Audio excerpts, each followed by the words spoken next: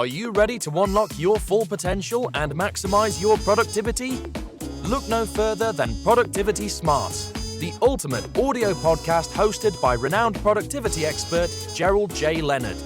In every episode, Gerald shares captivating stories, invaluable tips, and cutting-edge strategies that will transform the way you approach productivity. Whether you're looking to reduce stress, overcome overwhelm, or simply get more done in less time, Productivity Smarts has got you covered. But that's not all. You'll also gain inspiration from real-life success stories of individuals who have achieved greatness through productivity. Plus, you'll learn the latest tools, techniques, and habits that will help you achieve a new level of happiness and fulfillment in your personal and professional life. So why wait? Join us every week as we delve into the exciting world of productivity and help you unleash your full potential. Get ready to take your productivity to the next level with Productivity Smarts. As a productivity expert and host of the Productivity Smarts podcast, Gerald J. Leonard has been a proud supporter of Kiva since 2011.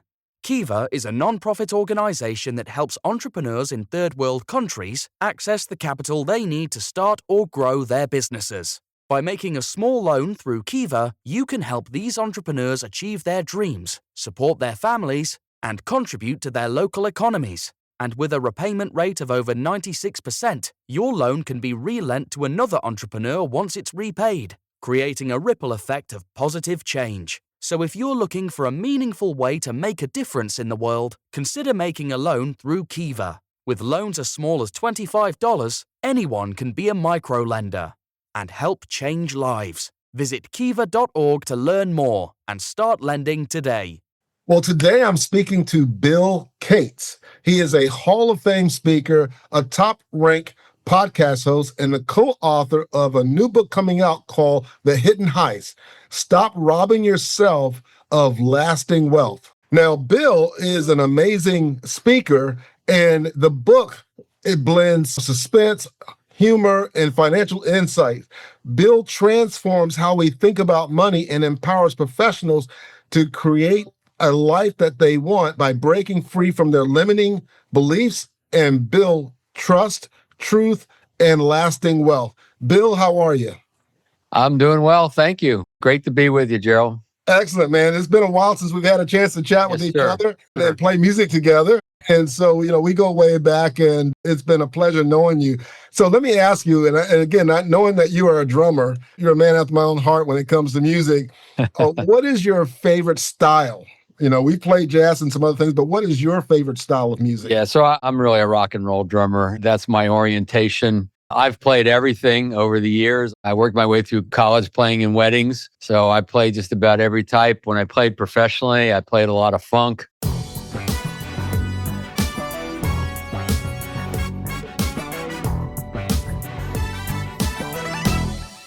Ohio Players, Earth, Wind, and Fire. Yep. All that, but I'm very kind of a rock and roll drummer at heart. I'm not sure I have the chops for real jazz. I admire jazz drummers because they've got something that a lot of drummers don't have. Yeah, it takes a lot of skill, a lot of practice, a lot of preparation to play with some of those speeds that you play in jazz and just some of the techniques that these guys have. Do you happen to have a favorite drummer or a favorite artist that you really admire? I've always liked Neil Peart with Rush. Thought he was a great drummer. Steve Gadd, obviously, is a great drummer. Yes. A lot of great ones. And I like jazz, by the way. I mean, Weather Report. I used to listen to Weather Report all the time, and Jocko, and all of that. So even if I can't play it, I appreciate it. Yeah. I had the pleasure of meeting at a workshop Omar Hakim and listening to him play live. What a phenomenal drummer. And so really it's just, some of these guys just blow you away with what they can do. Yeah. So let me ask you this, Bill. You have had different careers. Not only have you been a speaker, you started a business that you sold, and then you started, I think you did some publishing. Mm-hmm. Obviously, you played as a musician, and you've written books. You're known as the referral coach. How did you get started, and what do you think has made you so successful? And also, but before we get started with this, how can people learn more about what you're doing with this book, The Hidden Heist. I thought you'd never ask. So thank you. I'm going to hold it up to the camera for anyone watching. So just go to thehiddenheist.com, thehiddenheist.com. And there's a little video trailer there, and kind of fun, and reveals a little bit of the story. And you can get it from that, thehiddenheist.com. So I have done a lot. There's no question. I've been alive a long time, so I've had an opportunity to do a lot. But in a nutshell, what led me to where I am now is I had a couple of book publishing companies, and I sold those. I sold both of them. Now, when someone says they sell a business, you're thinking, oh, I made a lot of money. Well, one business I sold for a pretty good amount of money. And the other business I sold to get out of a bad partnership and let him take over the debt. So when someone says they sold a business, yeah, maybe they made money, maybe they didn't. I experienced both. And a friend of mine said, you should be a professional speaker, a business consultant. You've been through so much. You have a lot to teach. And I said, okay, so that's what kind of got me into that world of writing and speaking. And my first book came out in 1996 called Unlimited Referrals. And really for 34 years, I've been working with professionals, a lot of financial professionals, particularly around how to acquire more clients. So business growth, client acquisition, client engagement is a big part of what I've been doing for the last 34 years. Excellent, excellent. And how did you guys come up with this concept of the hidden heist? Let me tell you, before we jump into the book, I had a chance to listen to it and go through it and kind of read the book, and it was phenomenal. I mean, it reminded me of a couple of novel books that I've listened to and read, and you learn so much by just following the story. Right. And there's some really great principles of wealth building, of money management. And one of the reasons I was attracted to talk to you about this on the Productivity Smarts podcast, because I believe that productivity is not just about a to-do list or a calendar. It's about your whole life. And are you being smart about how you're being productive, and managing your finances and having a good plan and strategy, and coaches and mentors is also a big part of that. Sure. So tell me a little bit more. How did you guys come up with the concept of writing the book, The Hidden Heist, the way you did? Yeah, so I'll try to be as brief as possible. Essentially, I had in the back of my mind a book I wanted to write called You Earn What You Believe. And it has to do with beliefs, and our beliefs, not just around money, but around really everything.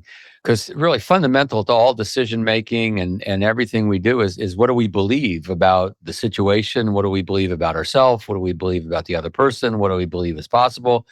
And too many people go straight to tactics or even to strategy, and nothing wrong with that. And usually you want to look at strategy before you look at tactics, but more fundamental to that is our belief. So I want to do a book on that. And then I just, through a long process, I decided I want to do a parable book, a story. Yeah.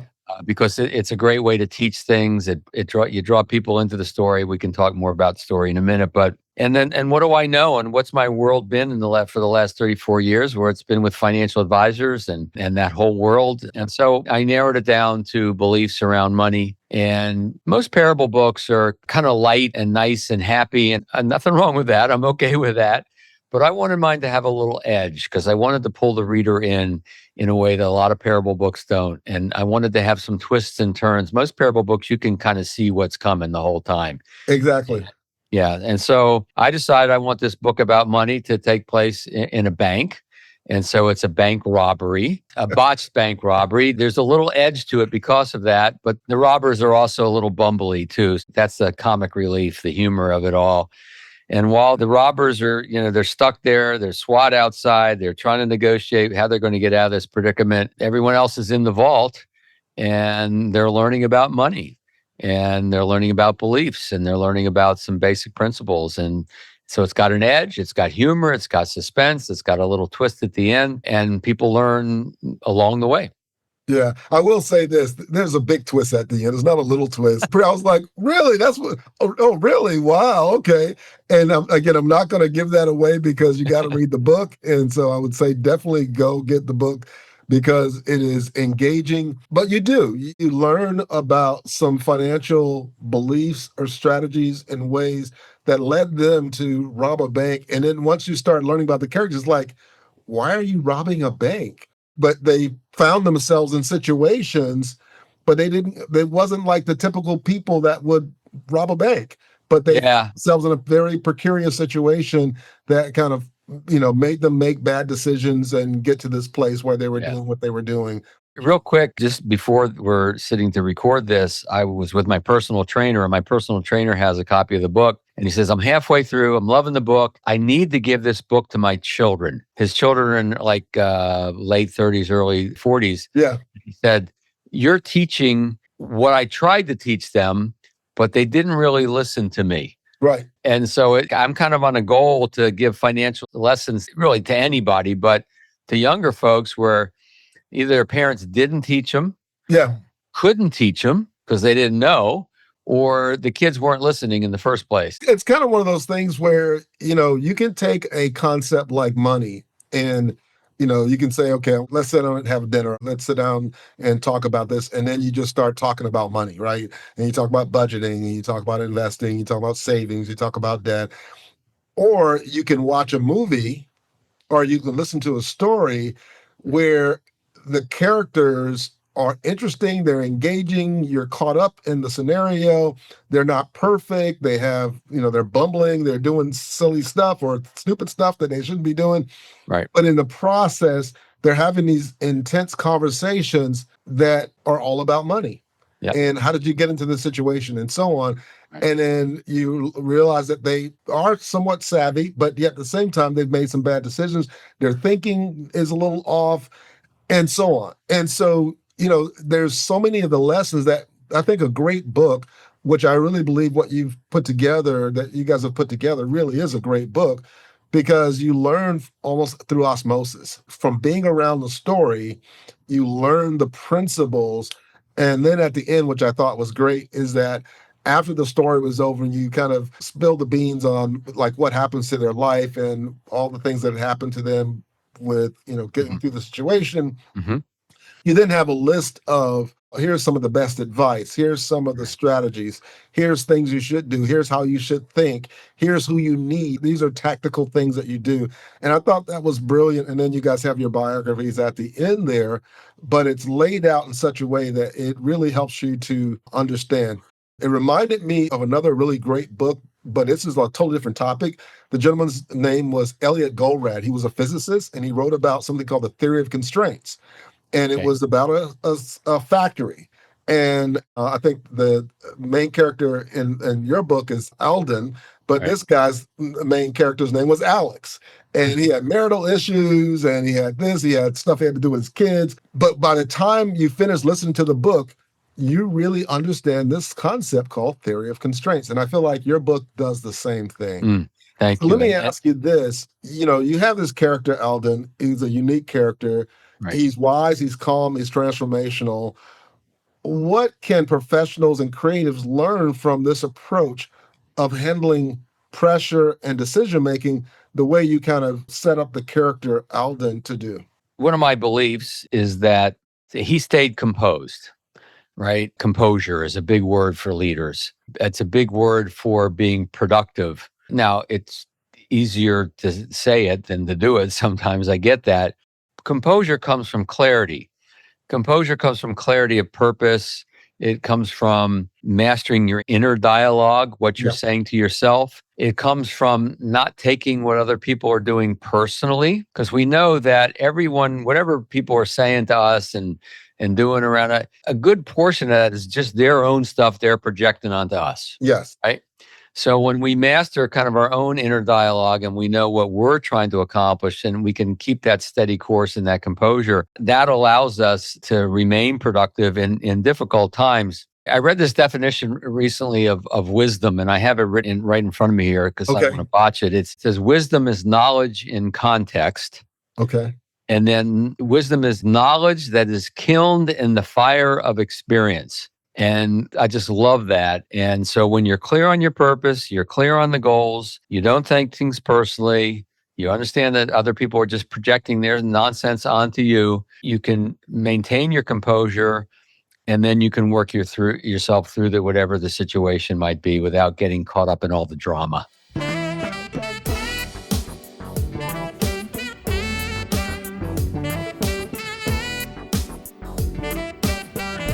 Right, right. Yeah, and I think that's really important because, it's not just about knowledge. Because nowadays you can go on the internet, you can go to Yes, Chat GPT or AI and get all the knowledge you want, but it doesn't mean that you have wisdom. Because exactly. wisdom is being able to take that knowledge through life's experiences. Yes, Now, yes, in your book, you also stress that belief shapes behavior. yes. How can someone identify and replace unproductive money beliefs in their day-to-day life and the way they work? Yeah. So, first of all, let's acknowledge that every human has stuff around money. I have met wealthy individuals that have fear around money when you Yeah, don't think they should, shame around money.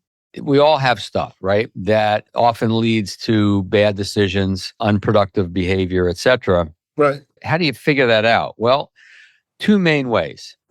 One could be through intense introspection and self awareness building. I met a woman recently, and I've done a lot of money interviews, money story interviews. I've done almost right, 100 now. And that's how she discovered her limiting beliefs and some things that were holding her back. She wasn't charging enough for her services. She got a job with a large corporation in a leadership position. She almost didn't ask for enough because she had these old money beliefs playing, but she did a lot of inner work and worked with a therapist. All right. So that's one way. right. Another way is through education. So, what I mean by that is when you learn how money works, Mhm. when you understand some of the principles around money, then you become aware of some of your thinking that might have been mistaken, might have been Right, limiting beliefs, mistaken assumptions. And so there's kind of two ways to get at that. There's two ways to understand beliefs that you might have that are holding you back from fully realizing your full money potential. And then it continues with education. And yes. in high school or in college, we learn about, quadratic equations and, algebra and trigonometry, but nobody teaches about compounding interest. I mean, it's like some basic things. We live in a society of financially illiterate people. Right, And I think what happens is people don't talk about money. There's shame around money, guilt, there's envy. yeah, And so, because of all of that, the education isn't taking place. And that's slowly changing. They're starting to put education in high schools. The problem is it's electives and not mandatory. right. And so most people are ill prepared for retirement. Most Americans couldn't handle an $800 car repair bill without selling something or borrowing money. Right. And what's wrong with that picture? Well, it's bad beliefs, it's bad education, it's a society unwilling to take a real good look of where we are around money. Yeah. So it's unfortunate. Now I I'm think, doing my little part to help. yeah, no, I think this is great. And I really appreciate you sharing just the two ways of going at it, because I think if you leverage those two ways and actually combine them and kind of Yes. create that third way, right, where Yep.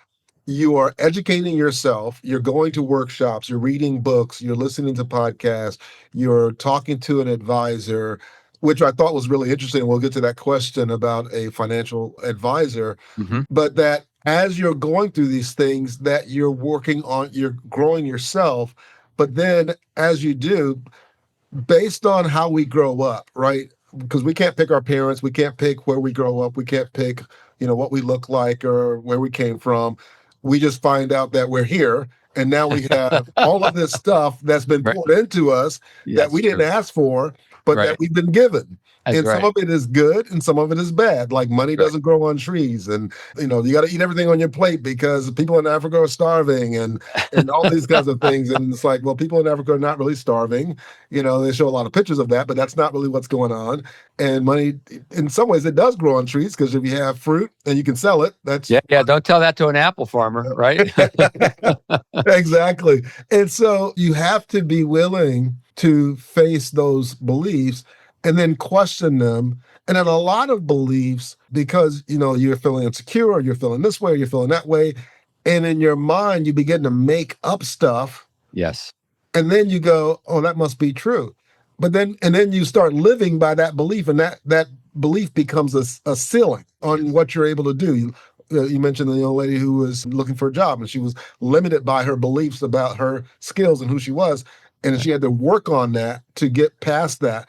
And so I would say definitely when it comes to money, education and working on limiting beliefs is the way to go. And if you combine those two together and you make it a lifelong pursuit, it can radically transform your life. when it Yeah. comes to how Yeah. you manage money and the way you think. Yeah, no question. I was one of my money interviews was a gentleman by the name of Michael, and his parents, mostly his dad, had disdain for people with wealth. Yeah. He thought they were corrupt, they were evil, they cheated, they lied. And one of the points that comes out in the book, and this actually came from my co-author, Jeff C. West. I am now using this, and I'm quoting Jeff a lot. And it essentially is, some are, most aren't.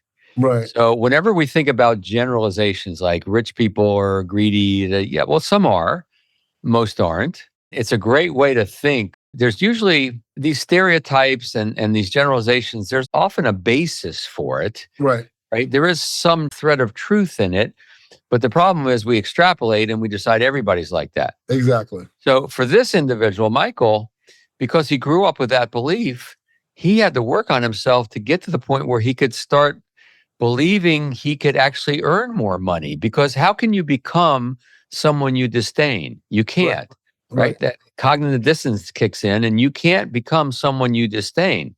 And unless you work on that and get through that. So, and most of those beliefs, they get fairly cemented by the time we're about age 7 or 8, mostly from our parents. And then everything after that, we either pay attention to because it confirms our belief, or we ignore because it doesn't confirm our belief.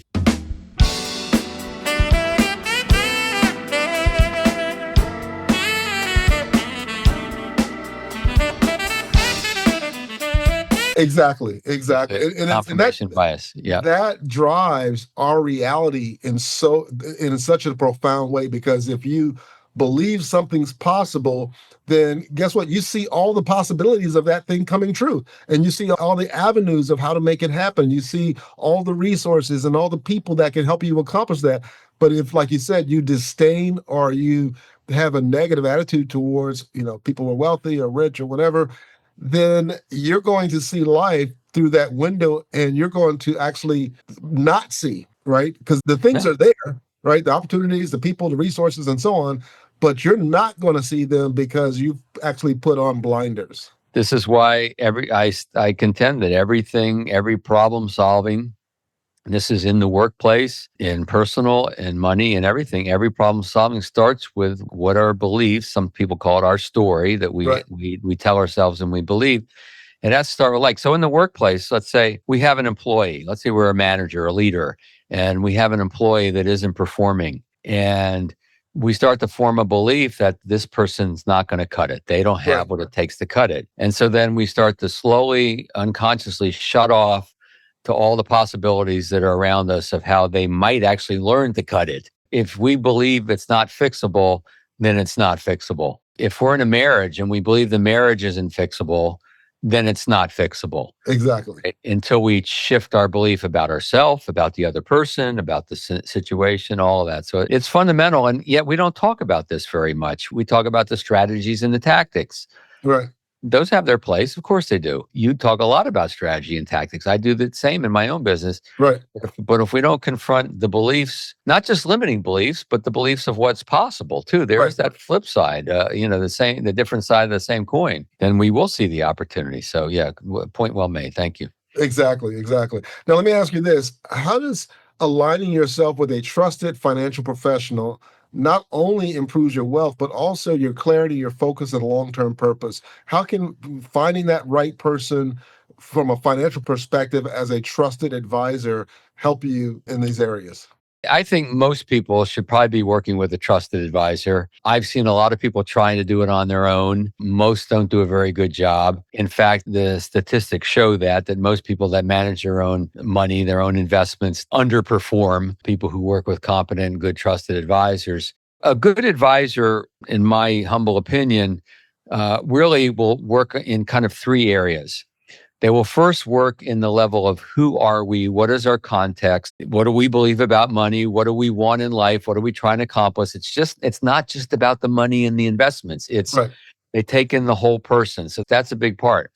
Another part is they'll take on the investments and how to maximize investments with the appropriate risk, et cetera. So they're good at that. And they're also good at the protection side of things. They're good at protecting wealth, which means insurance, essentially, whether it's life insurance, disability, long-term care, whatever. And the mistake or the problem I see is that a lot of financial advisors aren't versed in all three. Right. You have someone who's good at just investment management, but not good at protection, Right. or doesn't really pay attention to the person, that they're just paying attention to the To the dollars. money. Right. So when you're looking for an advisor, look for someone who will, the three legs of the stool, if you will. They get to know you, they get to know your dreams, they get to know the whole person and family. They're also working on the investments, and they're also working on protecting those investments.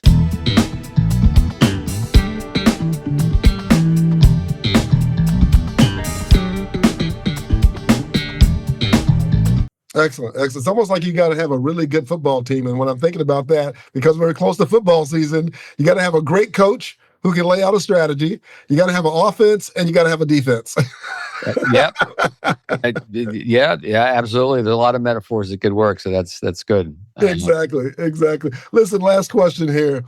On your journey, or in your journey, what financial habits or mindset shifts had the biggest positive impact on your productivity as you went from selling businesses, being a speaker, a Hall of Fame speaker, no less, and all the different things that you've done in your life? What's a habit that you developed or mindset? I'll give you two. The first one is learning about the power of compounding interest. Okay. Albert Einstein is often quoted of saying this. By the way, he didn't say it. He's quoted as saying it, that compounding is the eighth wonder of the world. Those who understand it earn it. Those who don't pay it. Now, he didn't actually say that, but you'll see people quoting him. But it's true. It is a truism. And I learned that about age 40. And I'm thinking, why didn't somebody tell me when I was 20 or 18 or, graduating? So that the whole idea of compounded interest and money well saved, well invested over time. Yes. Huge lesson. And I'm trying to impart that lesson to the younger generation. So that's one thing. The other aha for me really was my relationship with money, in that I learned that, and a lot of people make this mistake, and it's a little true confession time, that some of my self-worth was tied up in money. Mm. And so, I bought a Lexus when I could have bought a Toyota. I bought a Cadillac when I could have bought a Buick or a Chevy. I bought a larger home in a neighborhood, larger than I really needed. And, do I like to drive a nice car? Does it feel good? Yeah. But a part of it was ego. A part of it was impressing. And then I'm thinking, okay, well, what is my need to impress? Why do I feel I have to do that? And it's probably because I didn't feel quite fulfilled within myself. And so that awareness of yourself and how your self-esteem and self-worth can get tied into money, because our society does that to us. Yes. And that awareness was huge for me. Now, does it still play a little for me? Yeah. But I can turn the volume down now, right, on the radio when that song plays. So one was mechanical, compounding. The other was belief awareness. And those are the two ahas for me. Excellent. Well, Bill, it has been a pleasure reconnecting with you. Likewise. We've played music together. We've known each other for a while. But it was really a pleasure to be able to check out your book, go through it, and really gain some amazing lessons myself. And again, where can people find it, and where can they learn more about you? Yeah, thehiddenheist.com. Thehiddenheist.com will take you to the website, little trailer video, very interesting. It's also available on Audible. And boy, I love the Audible because we hired a real book actor, reader. I've read some of my books, but we wanted the characters to come to life. So I'm really excited about the Audible version as well. And then just my regular website is referralcoach.com. I help people grow through referrals, personal introductions, and communicating your value more effectively. So that's referralcoach.com. Thank you. Excellent. Well, Bill, again, it's been a pleasure. And thank you for coming on the Productivity Smarts podcast and providing us with some tactics, some strategies, some mindset shifts, and for writing a really good book that makes it easy for anyone to be able to sit down and get into a really good story and walk away with some financial knowledge and strategies and understandings that they didn't think they were going to learn in the way you've written, in the way the book has been written. So thank you. That's great. Thank you very much. Appreciate it, Gerald. If you're enjoying the content and finding it valuable, we would appreciate it if you could take a moment and leave us a review. Your feedback is important to us and helps us reach a wider audience. If you leave us a 5-star review, it would mean the world to us. Not only does it help us improve the podcast, but it also helps us attract more sponsors and grow our community. Thank you again for your support and for listening to the Productivity Smarts podcast. Thank you for tuning in to Productivity Smarts, where we help you achieve your goals and live your best life. We hope you've gained valuable insights and actionable strategies to boost your productivity and increase your happiness and fulfillment. Remember to apply what you've learned and keep striving towards your goals. And if you haven't already, be sure to subscribe to our podcast for more inspiring episodes and expert advice from our host, Gerald J. Leonard. Until next time, keep pushing forward and unleashing your productivity smarts.